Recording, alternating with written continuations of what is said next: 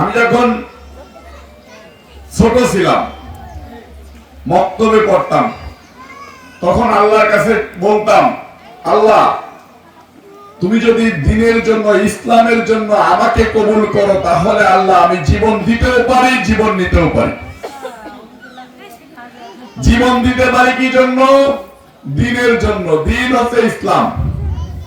আমার আল্লাহ রাসূলের জন্য আমার জীবন দিতে, ছোট থেকে এই পর্যন্ত আমার জন্য এক সেকেন্ড ভাবার সময় নেই, এক সেকেন্ড ভাবার সময় নেই। আমাকে যদি বলা হয় যে আমার রাসূলকে নিয়ে একজন কুরুক্তি করেছে, আমার আল্লাহকে নিয়ে একজন কুরুক্তি করেছে, তুমি তাকে হত্যা করো, আমি এক চুল ভাববো না, এক চুল পরিমাণ ভাববো না। আমি কালকে মসজিদের নামাজ পড়তে গিয়ে বয়ান করেছিলাম, আমি যদি আমার নবী হযরত মুহাম্মদ সাল্লাল্লাহু আলাইহি ওয়াসাল্লামের জামানায় জন্মগ্রহণ করতাম, তাহলে হয়তো আল্লাহ আমাকে যে হৃদয় দিয়েছে, যে দিল দিয়েছে, যে সাহস দিয়েছে, আমি হযরত ওমর, হযরত আলীকে অনুসরণ করে রাজপথে যুদ্ধ করে ইহুদিরা খোদাকে ধ্বংস করে দিতাম। আমি আমার এই মাদের কথা বলতে চাচ্ছি। আমার মা আমাকে গুলি করে যখন পুলিশ মৃত ভেবে হসপিটাল ফেলে রেখে গিয়েছে, পোস্টমর্টম করেছে, তখন এই যে যত ভাই দেখতেছেন, বন্ধু দেখতেছেন, আত্মীয় দেখতেছেন, স্বজন দেখতেছেন, আমি কাউকে পাই নাই, কিন্তু আমার মা এক মিনিটের জন্য আমাকে ছেড়ে যায় নাই, এক মিনিটের জন্য যায় নাই। অত্যন্ত দুঃখের বিষয়, আমাকে যখন পুলিশ নির্মম ভাবে হাতে হ্যান্ডকাপ পরিয়ে রশির সাথে বেঁধে রেখে দিত গুলিবিদ্ধ অবস্থায় হসপিটালের বারান্দায়, তখন আমার মা দূর থেকে দাঁড়িয়ে দাঁড়িয়ে কাঁদতেন। আমার মা যখন আমার কাছে আমাকে দেখতে আসতো, তাহলে তখন আমার মায়ের ঘাট ধরে পুলিশ বের করে দিত, তবু আমার মা আমাকে ছেড়ে যেতেন না।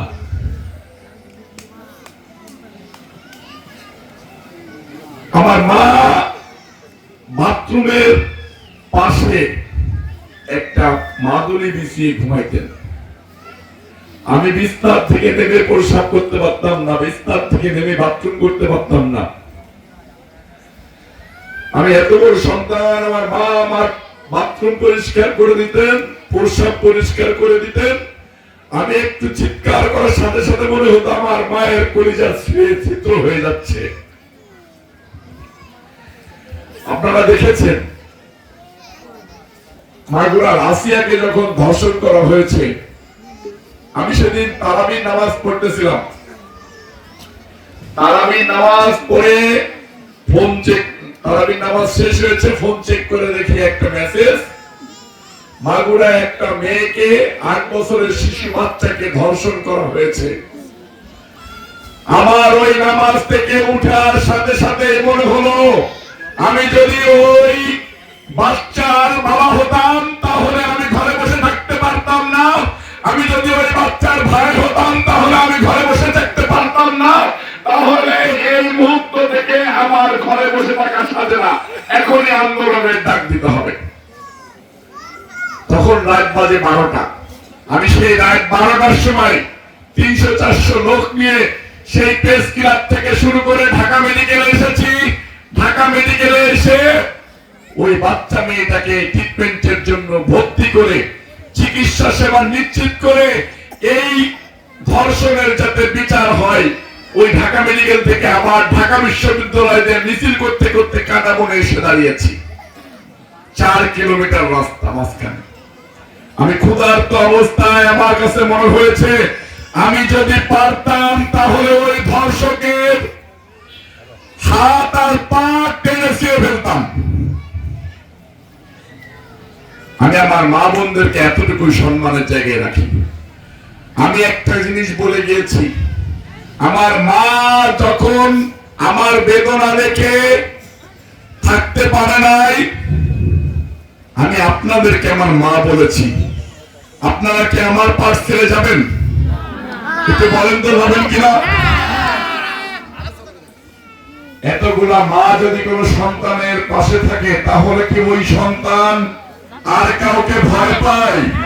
পৃথিবীর কোন শক্তি আছে রবিউল ইসলাম নয়নকে থামিয়ে রাখে? থাকে না।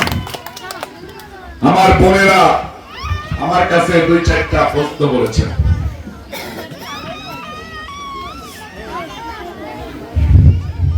এদেবা আক্তার বলেছেন সততা। আমি সব সময় চাই স্টেট ফরওয়ার্ড কথা বলার জন্য। এখানে যত নেতা কর্মী আছে সবাই জানে আমি কাউকে কখনো পিছনে কথা বলি না। যাকে যা বলি সামনে সামনে বলি। খারাপ বললেও সামনে বলি, ভালো বললেও সামনে বলি। আমি সৎ পথে উপার্জন করে থাকতে চাই। একটা গোষ্ঠী বাংলাদেশে মত সৃষ্টি করেছে। তারা দেখেছে রবিউল ইসলাম নয়ন স্বৈরাচার শেখ হাসিনার বিরুদ্ধে যেরকম লড়াই সংগ্রাম করে গিয়েছে, রাজপথের দামানবের মতো জ্বলে উঠেছে। এই নয়নকে যদি থামানো না যায় তাহলে আমাদের জন্য বিপদ আছে।